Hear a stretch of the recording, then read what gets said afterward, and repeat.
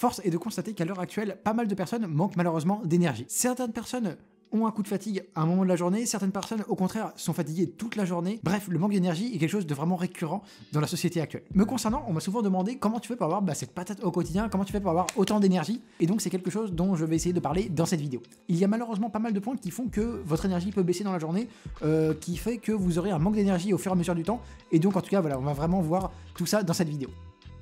Un des meilleurs moyens, selon moi, pour avoir de l'énergie au quotidien, c'est de faire attention à son alimentation. L'alimentation joue un rôle majeur quand il s'agit de bien-être, de performance, mais également d'énergie. Une bonne alimentation avec des bons macronutriments, automatiquement sera très bénéfique pour votre santé. Rien de pire que d'avoir une alimentation peu équilibrée où règne le sucre et les graisses saturées. Avec ça, ce sera le meilleur moyen de ne pas avoir d'énergie au cours de la journée, d'avoir un manque de volonté d'avancer dans vos projets, mais également, voilà, vous sentirez assez lourd, pas performant, etc. Donc je ferai une vidéo bien évidemment sur l'alimentation qui sera plus poussée, etc. Là, on note tout simplement juste les grandes lignes, les trucs assez communs qu'il faut faire en alimentation. Je ferai une vidéo plus poussée prochainement. Donc parmi les grandes lignes, il est bon en tout cas d'avoir donc des protéines adaptées à votre exercice physique et à votre poids de corps, en essayant de privilégier du coup des protéines pas trop grasses. Donc on essaye en général de prendre de la volaille, donc poulet, dinde, etc. Des trucs comme ça, des poissons, donc plutôt des poissons gras d'ailleurs pour les oméga 3, on en reviendra après.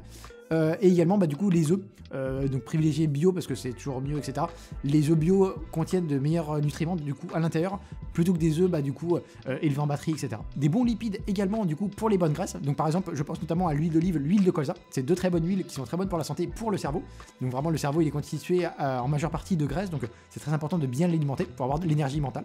Une bonne quantité de glucides, donc adapté là aussi à vos besoins, votre exercice physique, etc. Donc en général on dit que c'est bien d'avoir tant de protéines par rapport au poids de corps, etc. Pareil pour les lipides, mais par contre les glucides c'est la chose que vous pouvez équilibrer en fonction de votre objectif. Donc si vous voulez prendre un peu de poids, vous prenez plus de glucides. Si vous voulez du coup réduire un peu votre poids, vous prenez automatiquement moins de glucides. Donc par exemple moins de pâtes, moins de flocons d'avoine, moins de riz, moins de patates, etc. Avoir des oméga 3, donc ça les oméga 3 on les présente plus, donc c'est les bonnes graisses, très bonnes pour la santé du cœur, la santé mentale, enfin au niveau de l'humeur, etc. C'est vraiment incroyable. Donc il y a eu des tonnes d'études qui ont été faites à ce sujet. Donc les oméga 3 il faut bien évidemment en consommer et essayer de prendre des poissons gras chaque semaine, ou bien par exemple des fruits secs, etc. Les amandes, les fruits à coque, etc. Consommez également des fruits pour avoir les vitamines, donc pour avoir l'énergie également physique. Consommez également des légumes du coup pour équilibrer un peu le pH du corps, parce que tout ce qui est volaille, tout ce qui est glucides, etc. C'est quelque chose d'acidifiant pour le corps et on a envie d'un peu d'équilibrer tout ça en prenant nos légumes, donc pour un peu basifier en tout cas au niveau du pH du corps. Bannir le sucre ajouté qui au final apporte absolument rien du coup à votre santé et au final vous vous sentez beaucoup plus lourd, vous avez des pics de glycémie, donc après des coups de fatigue après,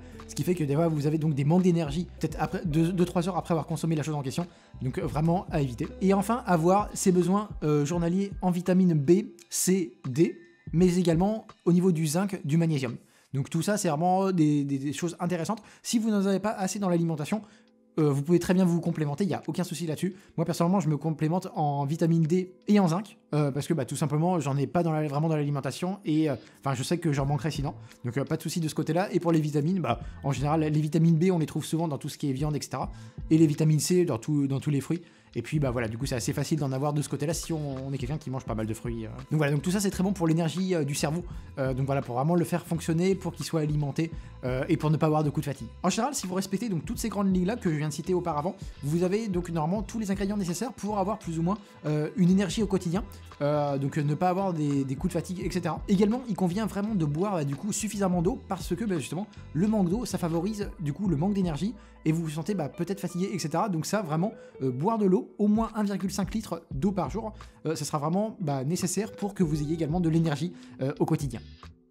Le sommeil est directement lié à l'énergie. Il y a également des tonnes d'études qui montrent que le manque de sommeil induit un manque de concentration, un manque d'énergie, une augmentation des maladies cardiovasculaires, également une altération des fonctions cognitives. Également, avec un manque de sommeil, vous vous sentez plus irritable, vous êtes naturellement irrité, et donc vous êtes, c'est pas très bon pour votre humeur également. Alors même s'il y a des exceptions et que chacun est différent, il a quand même été montré que grosso modo 80% de la population avait besoin d'entre 7 et 9 heures de sommeil. Il faut également savoir que l'on peut être plus spécifique en mettant en place du coup en regardant les cycles de sommeil. Un cycle de sommeil dure 90 minutes, donc 1h30. En général, nous avons donc besoin de 5 ou 6 cycles de sommeil par nuit. Donc ça, c'est ce qu'en général 80% de la population a besoin. Il faut savoir également qu'il vaut mieux avoir moins de cycles, mais des cycles complets qui sont terminés, plutôt qu'un peu plus de sommeil, mais avec un cycle interrompu, donc un cycle justement qui ne sera pas terminé. C'est-à-dire que par exemple, si vous avez dormi 8h20, donc dans une nuit, vous serez très certainement plus fatigué que si vous auriez dormi 7h30 de sommeil.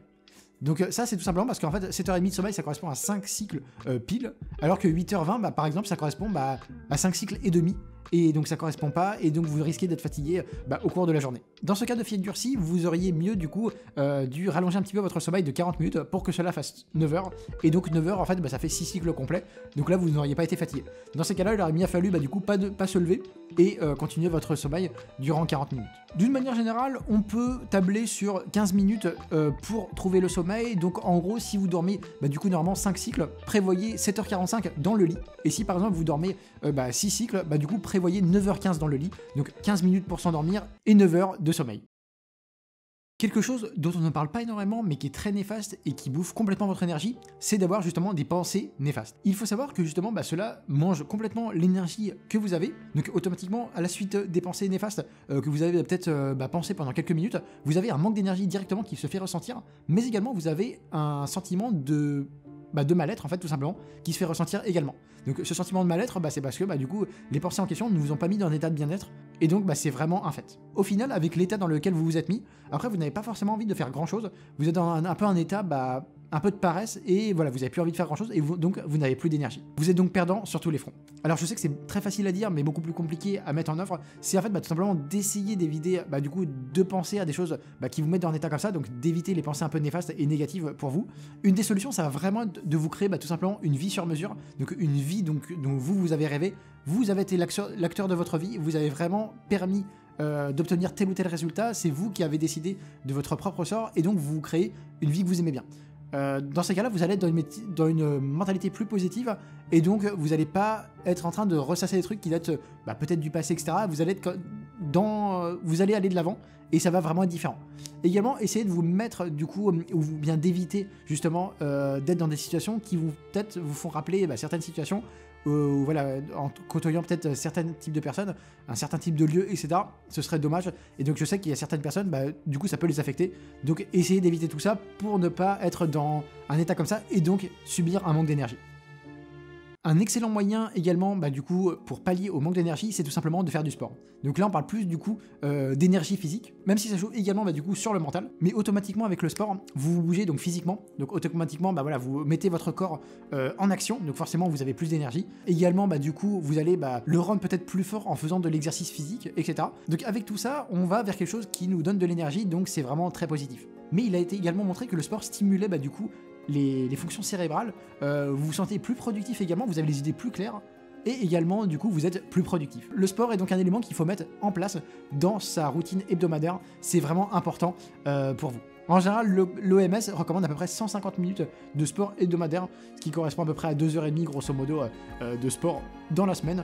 Donc voilà, c'est pas trop compliqué à mettre en œuvre. Vous pouvez faire par exemple 2 fois 1 heure, une fois une demi-heure, ou bien par exemple 5 fois une demi-heure. Voilà, tout ça, c'est vraiment des choses possibles. Et ça va pas non plus impacter de manière significative votre semaine. Vous avez quand même le temps de caser quand même 1 heure par jour de temps en temps. C'est pas ça du tout qui va du coup bousiller votre journée en termes de temps.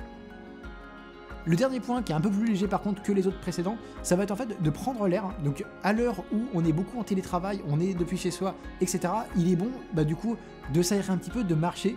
Des fois justement c'est en marchant, en prenant l'air, etc. qu'on commence à avoir des idées créatives, on commence à voir les choses d'une manière différente, alors que si vous étiez toujours enfermé à la maison, vous allez toujours être dans une espèce de routine peut-être un petit peu négative, qui va pas vous permettre d'aller de l'avant et de passer à de nouvelles choses et donc d'être créatif. Donc vraiment prendre l'air, c'est également un bon moyen de récupérer, de recharger ses batteries et d'être dans une nouvelle énergie et donc peut-être d'avoir une grosse énergie qui peut découler de ça. Donc vraiment également un point un peu plus léger mais tout de même très important je trouve également. Voilà, en tout cas j'espère vraiment que cette vidéo vous aura plu. Si c'est le cas, n'hésitez pas à donner un petit like, ça fait toujours plaisir pour moi, pour la chaîne, etc. Et puis moi je vous dis à bientôt, salut.